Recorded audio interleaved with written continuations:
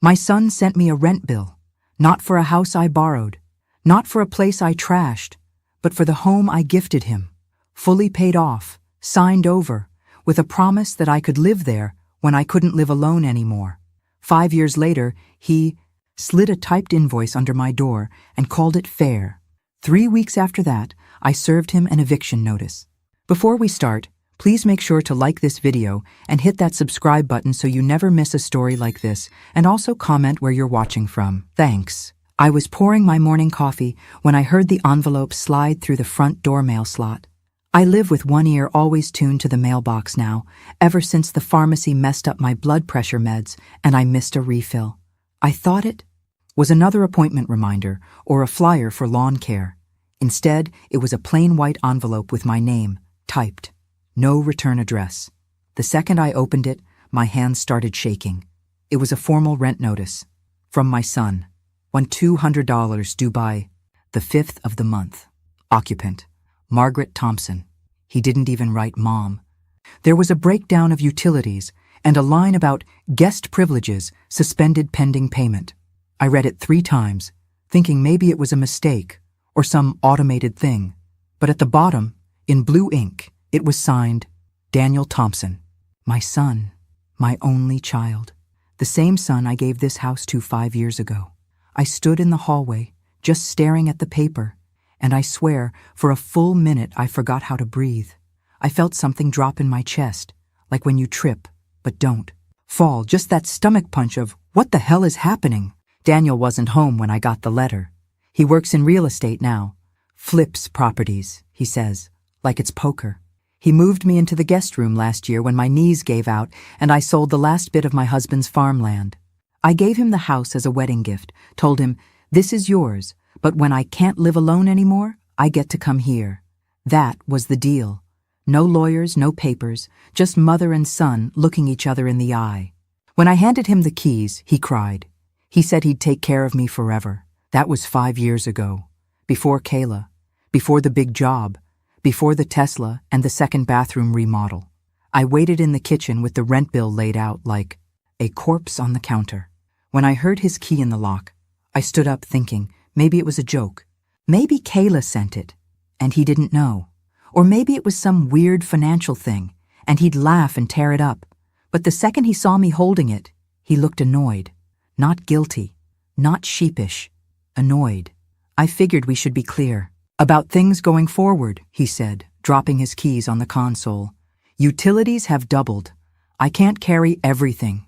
He didn't sit down, didn't ask if I'd eaten, just stood there, arms crossed, like I was some squatter. I asked him if he remembered what I said when I gave him the house. About living here when I couldn't live alone anymore. He shrugged. That was 5 years ago, Mom. Things change. You said you'd only be here temporarily. He walked past me and opened the fridge like I was invisible. You eat the same. Food I buy. You use the internet. I can't just carry a whole adult's cost on top of everything else. I asked if Kayla was behind this. He didn't answer, just kept looking through the fridge, then grabbed a LaCroix and said, Don't make this into drama. It's just rent. Everyone pays rent. I asked him if he'd be okay with me sleeping in my car. He laughed. Stop being emotional. I didn't cry in front of him. I waited until he went upstairs, then I walked back to my room, packed. A small duffel bag and left. I didn't slam the door, didn't say goodbye, just left. Drove to a Walgreens parking lot and sat there until the sun went down, staring at the rent bill, trying to figure out how the boy I raised became the man who saw me as a bill to collect. Around 8 p.m., I opened the trunk to look for a blanket and found a box I hadn't touched in years, old bank statements, medical records, and the original paperwork from when I paid off the house. Taped to the side was a smaller envelope I didn't remember placing there. It was labeled in my late husband's handwriting, House, Final Deed. I opened it, hands trembling. Inside was the full notarized deed transfer document from when I gave Daniel the house. But something caught my eye. A sticky note I must have left for myself. It said, Keep for records, may need for future proof. I stared at that note until my eyes blurred. Then I folded it all back up, sat back, in the car and thought, maybe it's not too late to fight. Maybe this house isn't just his. Maybe the boy I raised forgot who built the foundation. But I didn't. The last time I held the deed in my hand, Daniel was standing in my kitchen, dressed in a suit 2 sizes too big, hands still stained from hauling boxes. His wedding was 2 weeks away, and we were finalizing paperwork for the house. He looked nervous, almost guilty, like he couldn't believe I was actually doing it. I remember his exact words. "Mom, are you sure? This is your safety net. You don't have to do this." I told him I wanted to, that it was what his father would have done. I'd sold the last of the farmland a month before that, 30 acres. We held on to after James died. The money was just sitting in the account, and Daniel and Kayla had been scraping together savings, trying to buy a home before their lease ended. I'd watched them tour beat-up listings every weekend, come home, discouraged. So I called him one morning and said, "Let me help." It wasn't just generosity. I needed purpose. I needed to feel like I was doing something that mattered. I told myself this house would keep our family close. I told him, "This is your wedding gift.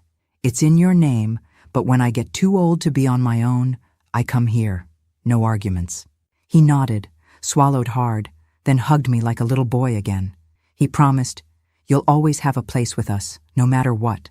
At the time, I believed him. The day they moved in, I baked 2 pies and stocked the fridge before they arrived. Kayla walked in and squealed at the granite countertops. She kissed Daniel and said, "This feels like we're finally winning." That sentence stuck with me. We're finally winning. Like it was a game, like life was a scoreboard. Back then, I liked her. She was bright, sharp, knew how to make Daniel laugh when he got stuck in his own head. She didn't come from much either. Her mother passed when she was 12, and her dad worked construction jobs out of state. She seemed tough. I respected that. But even then, I noticed little things. Kayla quietly suggesting they repaint the guest room so it felt more like theirs, or how she called the living room my space in front of her friends. I brushed it off. Young people wanted their own stamp on things. I understood. I didn't push. I didn't remind them that the house came from me. I didn't even tell most of my friends about the gift. I didn't want it to look like I was trying to buy affection. I just wanted to be near my son, to be part of his new life. For the first year, things were good. We had dinners together, Sunday breakfasts, game nights. They invited me over for birthdays, asked me to dog sit when they went away. I still had my own apartment, but I kept a small bag at their house, just in case. When my arthritis flared up, Kayla would bring me heating pads. Daniel still called me twice a week, but things shifted after Kayla got the job at that design firm. Her hours stretched, her clothes changed, her friends got wealthier. Suddenly, the neighborhood didn't feel fresh enough. She started remodeling. Daniel followed her lead. New fixtures, new landscaping, new debt. He started talking about leveraging the house for investments. That was the first time I felt nervous. I asked him if he remembered what we agreed. He said, "Of course. Don't worry. It's your home too." But I felt it. A crack forming. 2 years later, when I slipped on the front steps of my own apartment and ended up in urgent care, Daniel picked me up, brought me back to their house, and said, "You'll stay with us for a while, until you heal." That's when the shift became permanent. My lease ended. I moved into their guest room. At first it was warm. Kayla helped decorate. Daniel bought me a better mattress. But then the subtle distance crept in. Kayla started locking the pantry. Daniel forgot to refill my prescriptions. They stopped inviting me to dinner with their friends. Kayla began calling me Margaret instead of Mom. And God, help me. I stayed silent. I told myself it was just stress, just temporary, just something I had to endure because that's what parents do. Until that letter came. Until Daniel looked me in the face and called me a financial burden. That night, after finding the deed and that old sticky note in my trunk, I sat in the Walgreens parking lot and thought back to the exact moment I handed over the house. I could still see Daniel's hands shaking as he signed. I could still feel the hope I had, and now all I could feel was this quiet, burning rage. Not at the money, not even at the disrespect, at the betrayal of a promise made, the kind that should have mattered more than a contract. I started the engine. I had one more place to check, my storage unit. There were things there I hadn't touched since James died. Maybe something in there could help. I didn't know what, but I knew I wasn't done. Not yet. Not by a long shot. I drove straight to the storage unit that night, running on coffee and adrenaline, the kind of wired energy that comes from humiliation and anger tangled together. The air was thick with dust the moment I pulled the roll-up door, but I knew exactly which bin to grab: blue lid, taped corners, the one marked House Docs. I dragged it into the hallway, knelt down despite my knees aching, and started digging. Old photos, the appraisal, inspection reports, even a typed note from the real estate agent congratulating me on starting a legacy for your family. It stung. I flipped past it, desperate to find anything: emails, maybe something Kayla signed, anything linking her to the agreement. Nothing. My hands were trembling when I shut the bin, and my body hurt in places I forgot could hurt. I sat there for a long time, just breathing in the smell of cardboard and dry air, until a thought hit me like a gut punch. Kayla had never signed anything because she'd never needed to. Daniel handled all the documents, but Kayla was in the room. She was there when I gave him the house. And if there was any truth to what I was starting to believe, that this rent letter wasn't some spontaneous decision but part of a plan, then she would have left fingerprints somewhere. The next morning, I pretended nothing happened. I went back to the house while Daniel was at work. Kayla was home alone, barefoot, in yoga pants, walking around with her phone in one hand and a clipboard in the other. She didn't hear me come in at first. She was in the kitchen taking photos, repositioning a vase, muttering things like natural light pop and farmhouse modern blend. I watched for a second, then asked, "What are you doing?" She jumped a little, then turned and smiled like she'd been caught doing something adorable. "Oh, hey, Margaret, just staging for some Airbnb pics. Nothing crazy." I asked, "You're renting the house out?" She said, "Just a room. It's no big deal." But it wasn't just a room. I looked past her into the living room and saw price tags on throw pillows, brochures from a short-term rental site, and a checklist of maintenance. Repairs, new caulking, carpet cleaning, a chimney inspection. That wasn't a room rental. That was a property flip. I didn't ask permission. I walked straight down the hall to the guest room, my room, and opened the door. Half the furniture was gone. My books, my blanket, even the painting of James. And I, from our wedding day, was missing. I turned back around and asked her, "What is this?" She didn't blink. She said, "We figured you'd be moving on soon. Daniel and I talked. He said you were thinking of finding your own space." My throat clenched. I said, "That's not what I said."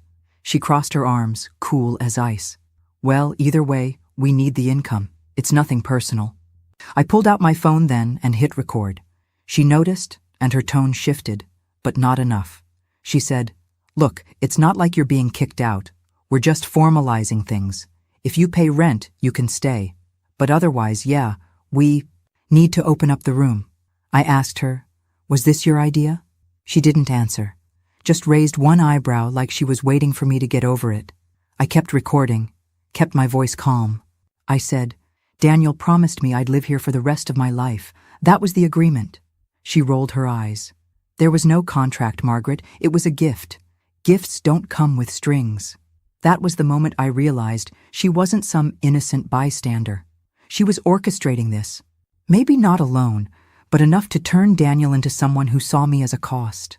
She smiled then, fake and tight, and said, "We just figured you wouldn't fight it, that you'd be reasonable." I ended the recording there, walked out without saying another word. I drove to the library parking lot, connected to the free Wi-Fi, and emailed the file to myself, then to the lawyer. I didn't even listen to it. I just knew. That was the proof I needed. And for the first time since all this began, I didn't feel powerless. I felt like something was shifting, like I wasn't going to be erased quietly. The next morning, I sat in the lawyer's office with my purse clutched in both hands, like it was the only solid thing holding me together. His name was Michael Crane, mid-40s, tie loosened, half-finished coffee on his desk.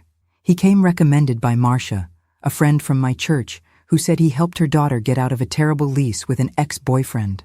I didn't know what to expect, but I had the email with the recording queued on my phone, the deed copy in my bag, and every scrap of paper I could find about the house printed and stuffed into a manila folder. I didn't speak until he did. He skimmed through my documents first, quiet and unreadable, then leaned back and asked, "You're telling me you gave your son the house as a gift, but under an informal condition that you could live there for life?" I nodded. He tapped his pen twice on the folder, then said, "And now he's trying to evict you by charging rent, correct?" I told him yes. I told him everything. About the letter. About the cold way Daniel spoke to me. About the Airbnb. About the missing wedding photo. I could feel my voice cracking, but I held it together. Then I played him the recording. He didn't react much, just leaned in and listened, face steady. When it ended, he asked, "Did you inform her you were recording?" I shook my head no, but I told him it was in my own house, and he nodded, said it was probably fine in our state, but we'd double-check. He sat back, thoughtful. "It's not a slam-dunk case, Margaret. But this? It's definitely leverage. If we can show that the gift was conditional, even just morally, and that there was a long-standing understanding of cohabitation, there's a chance we can argue constructive trust or even undue influence, especially if we show you were vulnerable when the transfer happened." I didn't know half the legal words he used, but I understood enough. There was a chance. I asked him what it would cost.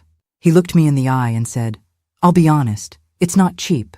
But if you win, you could reclaim partial ownership or at least secure a permanent residence clause. If you lose, you'll likely be out for good." I asked him what he really thought, not the professional version, the honest one. He paused, then said, "I think your son's behavior is going to disgust a jury, but we need more.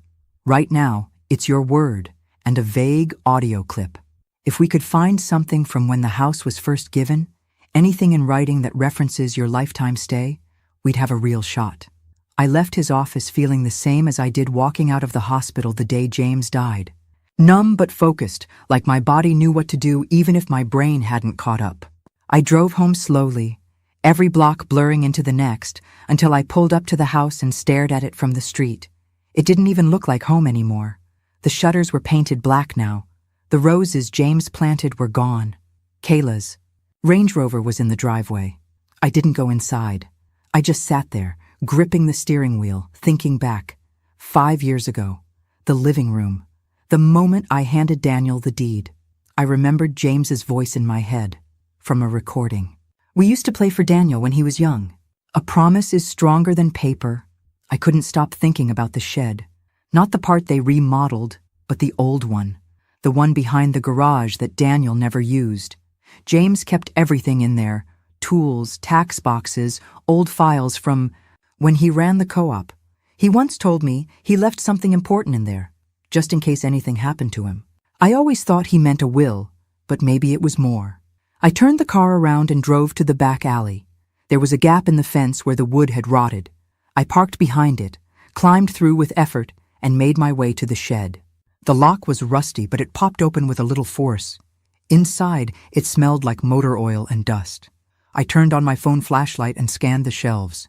Then, tucked behind an old gas can, I saw it, a black metal box with a handle. My heart pounded. I pulled it down, set it on the ground, and opened it. Inside were old property documents, a few handwritten letters, and a folder labeled Maggie, just in case. My fingers went cold. I opened it. There was a letter from James, dated the year before he passed, and a draft of a contract outlining our plan to give Daniel the house under one condition. Lifetime co-residency for me, non-revocable.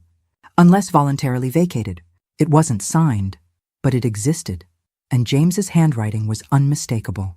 I sat on the shed floor with the letter in my lap, tears blurring my vision, and I whispered out loud, "Thank you, James.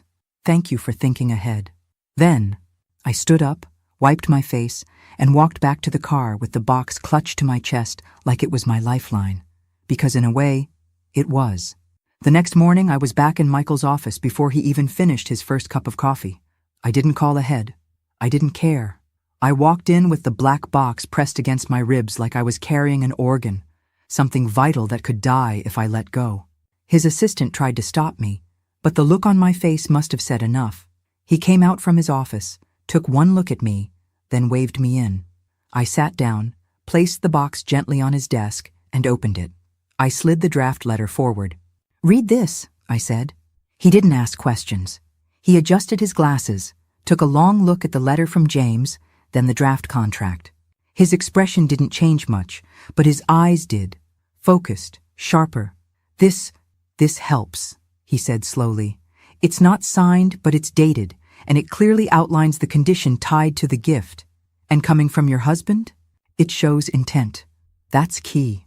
I told him about the box, the shed, everything James ever said about just in case. Michael nodded slowly, turning pages with care like they were made of tissue. "We can argue this letter reflects the original agreement, that the house was never meant to be an unconditional gift. Between this and the recording from Kayla, we have a narrative, and juries respond to narrative, especially when it involves betrayal." I felt something I hadn't felt in weeks. Hope, not certainty, but enough to make me sit a little straighter in the chair. He leaned back, tapping, his pen again. "We'll file a petition to establish a constructive trust, citing undue influence and breach of oral agreement. It won't be fast. Daniel will fight back. He'll try to discredit you. But we can frame this as a case of elder abuse, financial and emotional manipulation." That word stuck in my chest. Abuse. I'd never thought of it like that. But it was. Not with fists or shouting, but with distance, control, and silence. I left the office feeling like the fog had lifted just a little. For the first time since the rent letter came, I didn't feel like I was drowning. I felt like I had a compass. I drove straight to the grocery store and bought a rotisserie chicken, not because I was hungry, but because I wanted to do something. Ordinary, something that reminded me I was still a person, not just a problem to be solved. Back at my temporary apartment, I sat down at the table and reread the letter from James 3 times. He wrote in his usual blunt way. No frills, just facts. But I could feel his love in every line. "If anything happens to me, Maggie stays. This house was bought from farmland money. She earned every plank and nail." I thought about how proud he was of that land, how he worked his hands raw every spring to keep it going, how he died thinking he was giving Daniel a foundation, not a weapon. I called Marcia that night and told her everything. She listened without interrupting once, then said, "You're not crazy, Maggie. You're brave." I didn't feel brave. I felt tired, but I knew I couldn't stop now. Michael called the next day and said he filed the paperwork. Daniel would be served within a week. He warned me again it would get uglier before it got better. And he was right. 2 days later, I got a text from Daniel. Just one line. "I can't believe you're doing this to your own son." No apology. No explanation. Just blame. I stared at it for 5 minutes before deleting it. No response. No reaction. I didn't owe him that anymore. I was done playing the quiet mother. Done swallowing humiliation for the sake of keeping peace. I'd kept my promise. I gave him the house. I stayed quiet when they remodeled my bedroom. I said nothing when Kayla erased every trace of me. But this was where I drew the line. I stared out the window at the cheap apartment view and whispered to myself, "You picked this fight, Daniel. Let's see how you like losing." 5 days after Daniel was served, I got a call from an unknown number and let it go to voicemail. When I listened to it later, it was Daniel. His voice was calm, careful, like he was reading a script. "Mom, I think this has gone too far. Let's talk. No lawyers, just you and me. Kayla and I want to meet you at the mediation center on Wednesday. See if we can find a compromise. You don't need to fight. We can fix this." For a split second, a part of me, the part that still remembered rocking him through ear infections and writing notes in his lunchbox, wanted to believe he meant it. But the way he said, "Fix this," didn't sound like love. It sounded like damage control. I forwarded the voicemail to Michael. He called me back within minutes. "You don't have to go. This isn't court mandated, and frankly, they're likely trying to get you to say something they can use against you." I asked him what he would do.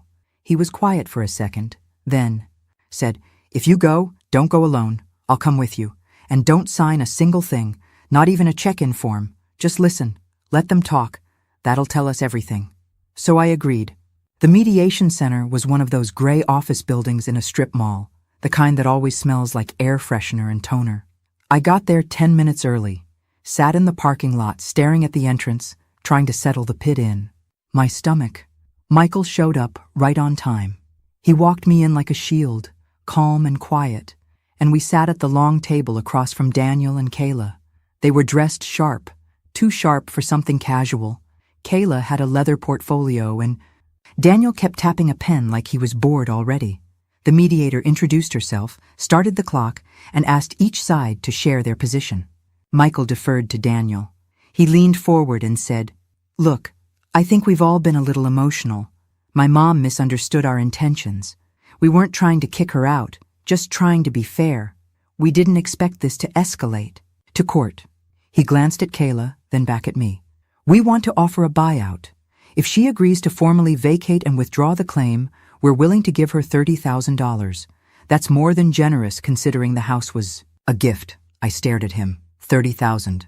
For a home built on my husband's land, paid with the money I bled for my promise, my trust, my pride.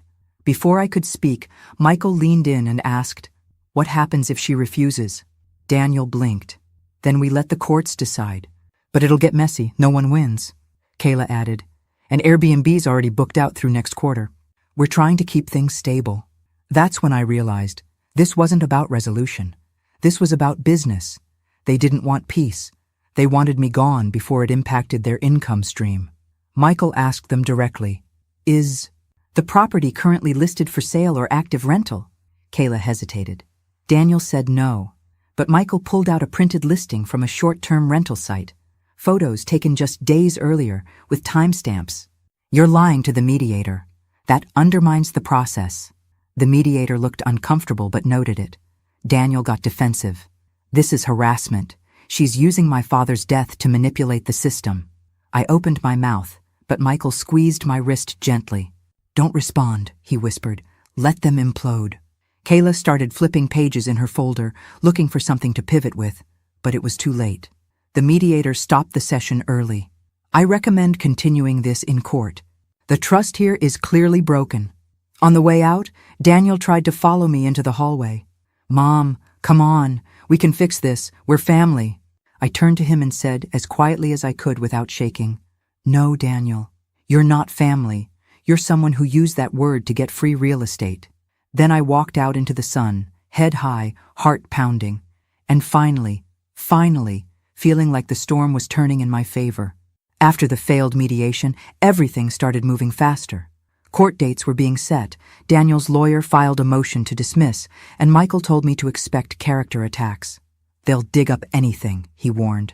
"Finances, medical, records, even family history." I told him I had nothing to hide, but deep down, I knew there were pieces of the past I'd kept tucked away, not out of shame, but because I thought they didn't matter anymore. That changed when a letter arrived from the court requesting identity verification documents and anything related to Daniel's birth and adoption. The word hit me like a freight train. Adoption. I sat on the couch for a full minute, holding the paper, unable to breathe. It had been decades since I thought about the legal side of it. Daniel never knew. James and I never told him. He was just barely 2 when I married James, and his biological mother, James's ex, had given up custody without a fight. She'd signed the papers and vanished, and I became Daniel's legal mother before he even knew what the word meant. He'd called me Mom since he could speak. I never wanted him to feel different or abandoned. He was mine. In every real way, he was mine. But now that detail was coming back like a ghost I thought had long been buried. I called Michael. His voice was calm, but I could hear the shift. This could work both ways. They might try to argue you had no legal reason to make long-term claims on the house since you're not blood. But if we frame it right, it shows something better. You raised him without obligation. You loved him enough to give him a home, name, and legacy that weren't biologically yours. I asked, "Will the court care about that?" He said, "Juries care about love, Maggie. We just have to show them what it cost you." That night, I pulled out an old photo album I hadn't touched in years. Inside were pictures of Daniel at 3, at 6, at 12, birthday cakes, scraped knees, school projects. All the things that don't show up in legal documents but mean more than any court filing ever could. There was one photo I stopped on. Me holding Daniel in my lap, his arms around my neck, and James in the background, blurry but smiling. I remembered the day perfectly. It was the first time Daniel called me Mommy in public. We were at a zoo. He pointed at a lion and then looked at me and said, "Mommy, he's got a loud mouth like you." I laughed so hard, I cried. James told me later that night, "He doesn't know anything else. You're his whole world now." The next morning, Michael asked me to bring any documentation of the adoption. Court records, name changes, anything. Official. I dug through my storage box again, the one I'd brought from the shed, and found a manila envelope tucked between tax files. Inside were the adoption records, signed and sealed. There was also a note James had written the day we filed. The paperwork. It said, "We do this today because love is more than DNA. Maggie's already his mother. This is just paperwork catching up." I took the documents to Michael and watched him scan through them slowly. "This changes the framing," he said. "If we introduce this, we show the jury that you gave your life to this boy. Without legal pressure, without obligation. You didn't just give him a house, you gave him everything." I nodded, but my heart was heavy.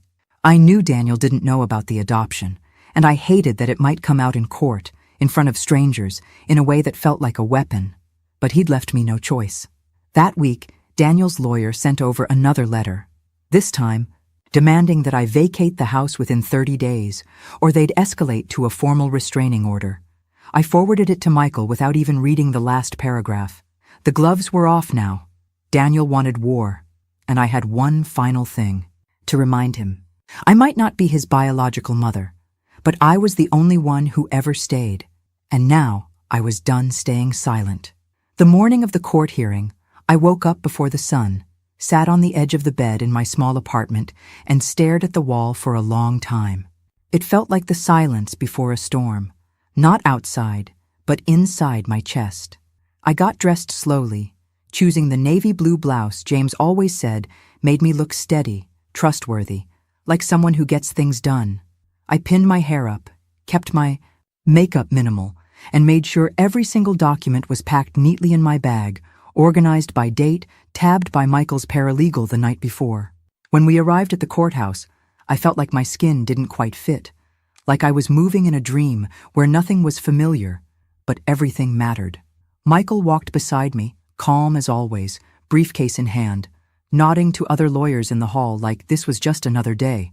For me, it felt like the culmination of every moment I had ever doubted myself, every time I told myself to stay quiet, to keep the peace, to be the bigger person.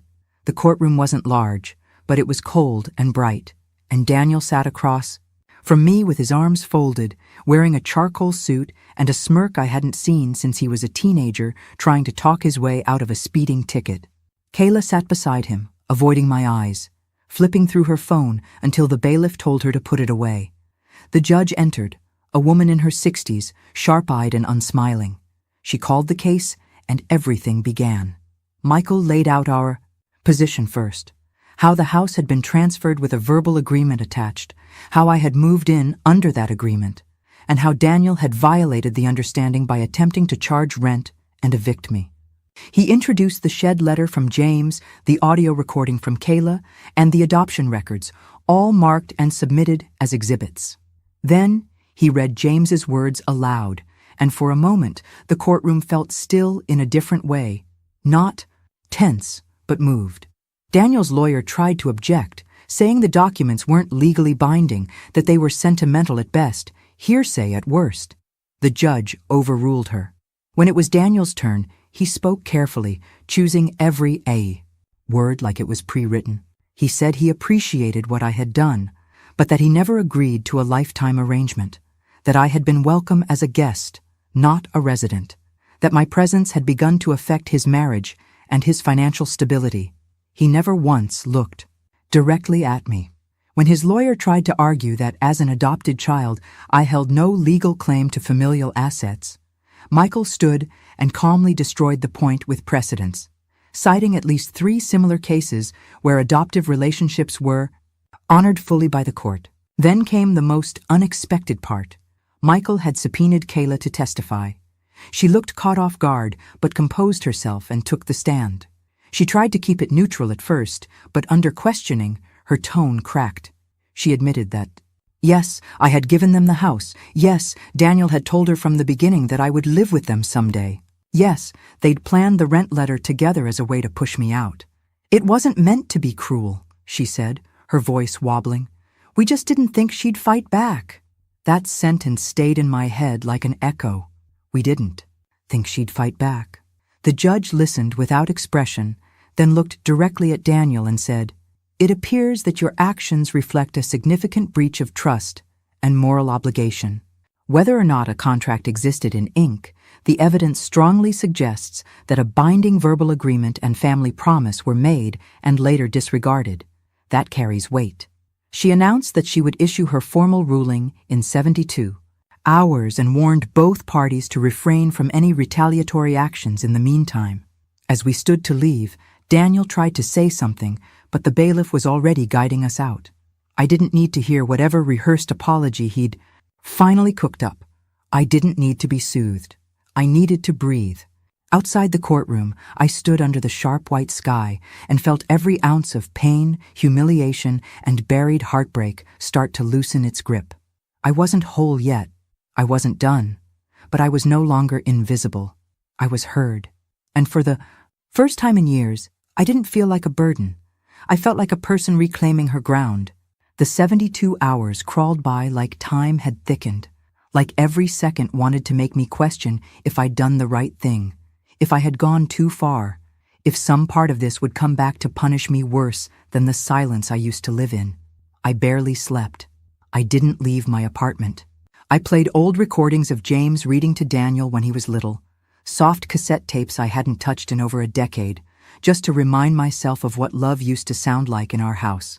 When the court clerk called to confirm the verdict had been filed and that both parties were required to attend the reading, I got dressed like I was walking into a baptism and a funeral at the same time. I wore the same blouse I wore to James's memorial, pale gray, with sleeves that covered my arms, because I felt like every inch of me had been on display too long already. The courtroom was quiet when we arrived. No jury this time, just the judge, her gavel already placed on the bench like punctuation, waiting for a sentence to end. Michael sat beside me, steady, composed. Daniel and Kayla walked in late, Daniel in the same suit he wore last time, Kayla in oversized sunglasses like she thought this was press-worthy. The judge wasted no time. She reviewed the facts aloud. How? The property was gifted without formal legal conditions, but with a clearly established verbal agreement, evidenced by testimony, letters, recordings, and behavior over multiple years. She noted the adoption history and emphasized that under the law, there was no difference between adopted and biological parental relationships in matters of gift intent and family duty. She said the attempt to charge rent was not only ethically troubling, but under the circumstances, constituted an abuse of familial trust and appeared to be a strategy to force an eviction through pressure and control. Then she ruled. She ordered that I be granted a permanent life estate in the property, which meant I could live there for the rest of my life without rent or interference. Daniel retained legal ownership, but was barred from selling, refinancing, or profiting from the home while I was alive and residing in it. She also ordered Daniel and Kayla to pay court fees and issue a written apology, noting that while not enforceable as a moral remedy, it would serve the record. I didn't cry. I didn't smile. I just sat there, letting the words wash over me, heavy and clear like the last rain before spring. Daniel stood there frozen, jaw tight, fists clenched. He didn't speak. Kayla looked down, the sunglasses now off, her face pale. Michael leaned toward me and whispered, "It's over. You won." But it didn't feel like winning. It felt like breathing again after years underwater. Outside, Daniel tried to approach me. He said my name once, not Mom, just Margaret. I turned and looked at him, and for the first time, I didn't see my son. I saw a stranger who had worn my love like a coat and tossed it away when it got too warm. I said nothing, just walked past him, down the courthouse steps, back into the world with my spine straighter than it had been in years. I returned to the house the next morning. It was quiet, almost too quiet, like it was holding its breath. Daniel's things were gone. Kayla's car wasn't in the driveway. I walked inside with just one small suitcase, set it down in the guest room, and then did something I hadn't done in months.